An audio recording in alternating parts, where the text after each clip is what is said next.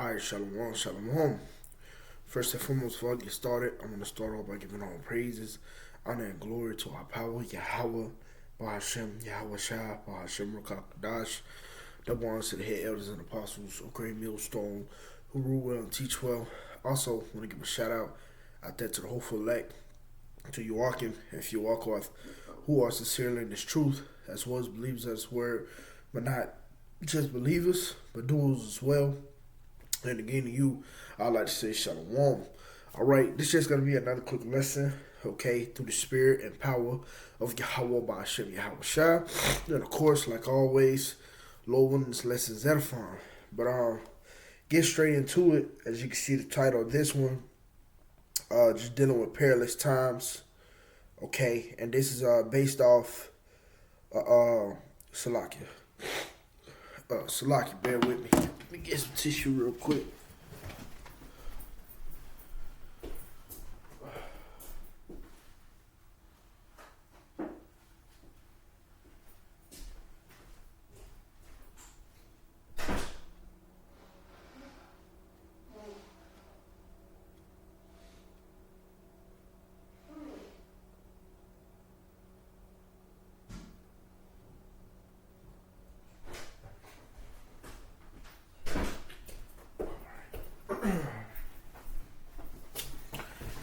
Salakia about that.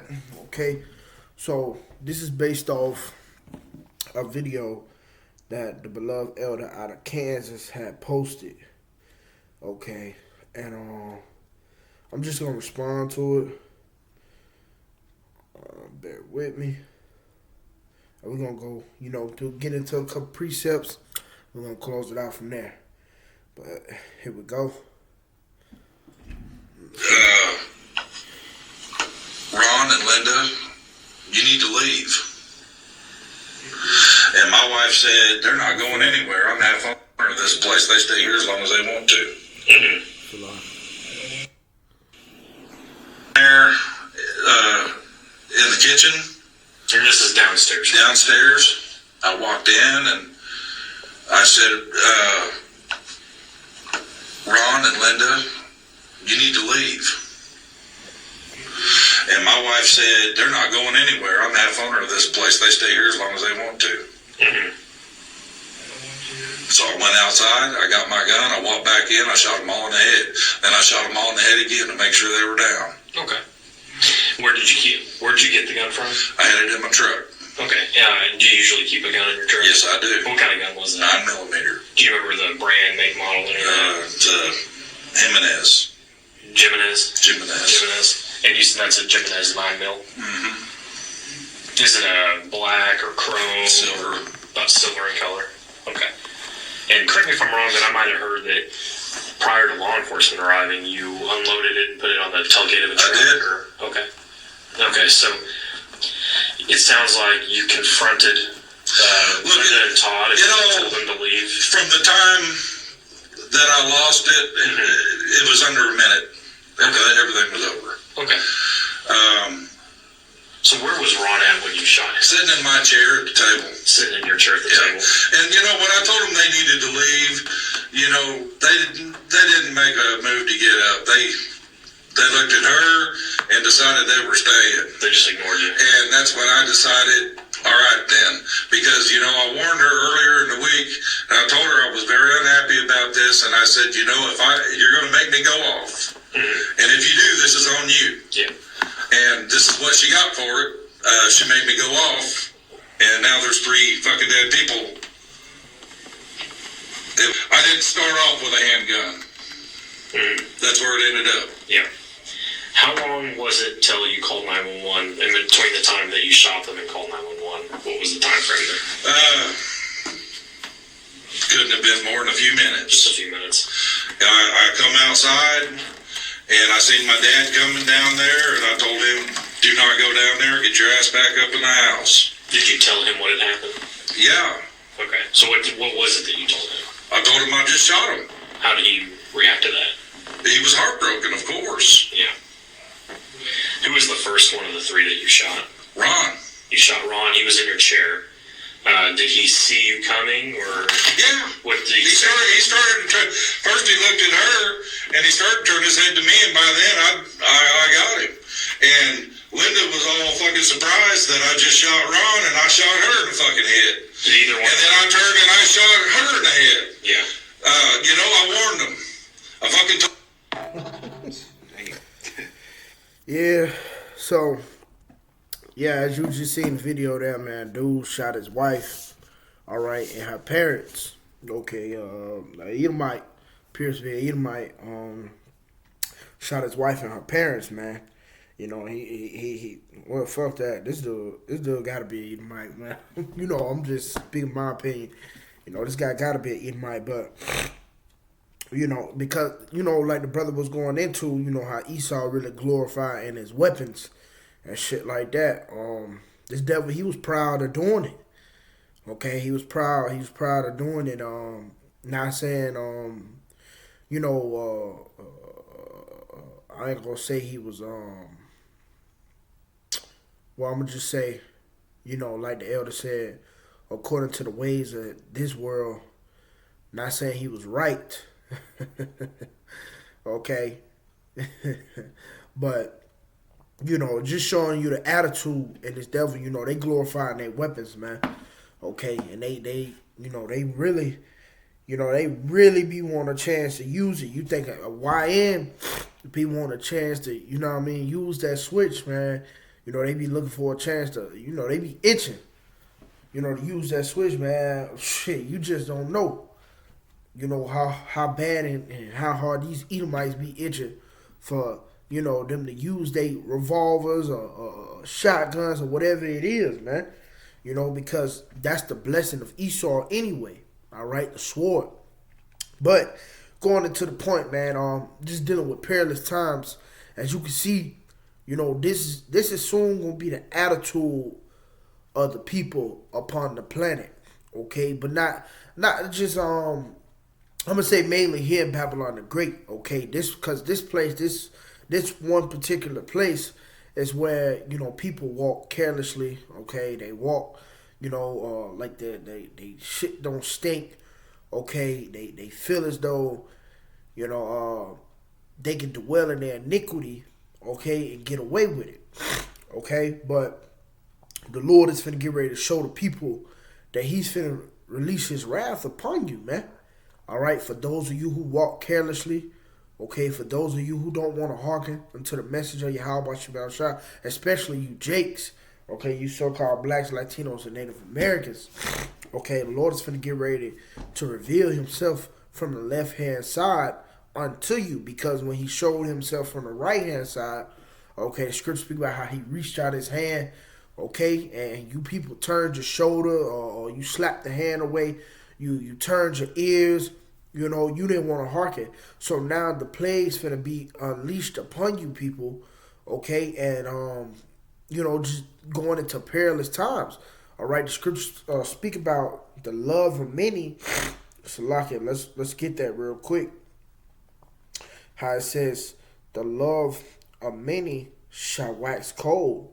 All right, and this is the book of Matthew chapter 24. That spirit, they got 2 Timothy right there with it. This Matthew chapter 24 and verse 12. It says, and because iniquity shall abound, the love of many shall wax cold. Okay, and it says, because iniquity shall abound, man. All right, because iniquity shall get worse. Iniquity, matter of fact, let's see if I can get that word abound real quick in the Google. Okay, and Salaki, you I can kind of, excuse me, because I'm a little stuffed up this morning, man. Let me see. Definition. It says, exist in large numbers or amounts. Okay, so iniquity shall increase. Things are going to get worse, especially in these last days now that we're in. Okay, you can see, you know, men waxing cold. People are deleting each other over French fries, all right, honey buns, blunts, okay, and etc. Stimulus checks, okay, tax refunds, etc. Man, simple things, man. Okay, things that you know, you wouldn't hear years ago. That people get to arguing and deleting each other about. They weren't doing that years ago, but you're hearing that now, man. Okay, simple things, man. But how much more worse in the latter days to come? Okay, so going back to that scripture, this Matthew 24 and verse 12, and because iniquity shall abound, the love of many shall wax cold. But he that shall endure unto the end, the same shall be saved. And that's what we want to do. We want to endure. Okay, we want to endure until the end.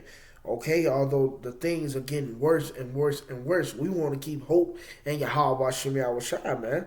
All right, but dealing with that perilous times, this is 2 Timothy chapter 3 and verse 1. It says, this know also, that in the last days perilous times shall come. And here we are. We are in those last days where perilous times are coming, man. Here it is. This guy just shot his wife and her parents in the head, man, and didn't give a damn about it. Okay? Didn't twitch a nerve about it, man. Okay? It says, for men shall be lovers of their own selves, covetous, boasters, proud, blasphemers, disobedient to parents, unthankful, unholy, with natural affection, truth breakers, false accusers, incontinent. It says, fierce, despiser of those that are good, traitors, heady, high-minded, lovers of pleasures, more than lovers of Yahweh Shem Yahweh Shai. It says, having a form of godliness, but denying the power thereof, from such turn away. So these are the times we coming into, okay, where you're going to have men sell out, okay, you're going to have men drop the plow, all right, you're going to have men turn back into their vomit, you're going to have men destroying one another, you're going to have people destroying their houses with the sword for the lack of bread, okay, these are the times that we're going into, man, perilous times. Okay, based off that video, see that video we just saw. The video we just saw, you see the guy was in custody. Well, imagine people doing that without the police around. Okay, because it's gonna come a time where you can't call the cops, right? All right, it's already like news articles. Well, throughout the recent years, it been news articles where you weren't able to call the police for a short amount of time, man. All right, throughout the U.S. Okay, I know Seattle was one city. There was a couple of other cities, man. Okay, but even here, you know, around my neck of the woods, you know, I remember probably like 3 or 4 years back, I caught a cops one time. My damn car had ended up getting towed and shit. I had parked in the fucking fire lane, man. You know, I was much younger and shit then. But I parked in the fire lane in my little apartment complex at the time I was staying in. And, you know, I'm thinking somebody jacked me from my shit, man. I'm like, yo, let me call the cops, you know. And I called the cops, man. And it's so crazy. Bro, the shit took a minute for them to pick up. Like, you know, you call 911. I remember you calling 911. They answer instantly. The phone rung as if I was calling, you know, my homie or some shit. You know what I mean? You know, like I'm calling my mother or something. You know, it was actually ringing. I'm like, yo, what the fuck? You know, and it was ringing for a good minute. I'm like, yo, you know what I mean? If this was a real emergency, a nigga would have been dead by now. You know what I mean? But just showing you, man, you know, things are changing, man. All right, and they're changing for the worse. You see? So, you know, to continue on, matter of fact, let's get, where do we want to start? Matter of fact, we can get prophecy. Let's deal with prophecy, man. Second Esdras. All right, we'll close it out here. Because this one's supposed to be that long. Let me see, Second Esdras. Okay. Yep, this is Second Esdras 15:1. It says, behold, speak thou in the ears of my people the words of prophecy, which I will put in thy mouth, saith the Lord. And this is our duty, to blow that trumpet and warn you. It says, and cause them to be written in paper, for they are faithful and true. It says, fear not the imaginations against thee. Let not the incredulity of them trouble thee that speak against thee. For all the unfaithful shall die in their unfaithfulness. Behold, saith the Lord, I will bring the plagues upon the world, the sword, famine, death, and destruction. So to hell what everybody got to say. To hell with these different religions that these people are coming with. All right, to hell with those who don't believe. Because guess what? The Lord said he's going to bring plagues upon the earth. All right, he said the sword, famine, death, and destruction. These are the things that the Lord is going to do. And he's going to do so. Because the scriptures tell you how his word shall not return unto him void, man. Okay? It says, for wickedness has exceedingly polluted the whole earth, and their hurtful works are fulfilled. So, wickedness has exceedingly polluted the whole earth. Okay? Things, wickedness is having the time right now.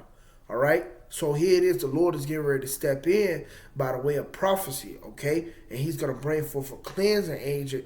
Okay? Starting with the plagues. Okay? Getting you people off the earth by the way of the famine, the sword, and death, destruction. Okay? And that death and destruction, ultimately that destruction going into those thermonuclear missiles, man. Okay? And that's going to bring that complete cleansing, man. Okay, and the scripture speak about, what it says, 7 plagues, what is 6 plagues? I'm going to add it off. Hold on. Let me see, 6.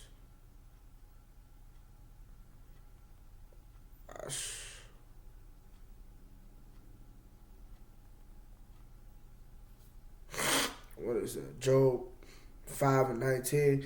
It says, it says, he shall deliver thee in 6 troubles. Yea, in 7 there shall no evil touch thee. Yeah, and that 7 dealeth with completion. Yeah, so in that 7, ain't no evil gonna touch you, man. All right, so yeah, Lord will, we are that number, man. You know, that we be kept from the said perils that the Lord is about to bring upon the planet Earth. But I'm gonna end it off with that, man. Lord willing, this lesson was edifying. I'm gonna end it off by giving all praises, honor, and glory to Yahweh, by Hashem, Yahweh Shai, by Hashem, Rakakadash. Double honors to the head elders and apostles who great millstone who rule and teach well. Also want to give a shout out there to Rofelek, to Joachim, if Joachim who is sincerely in his truth, as well as believers that his word, but not just believers, but doers as well. Until next time, I'd like to say Shalom tonight.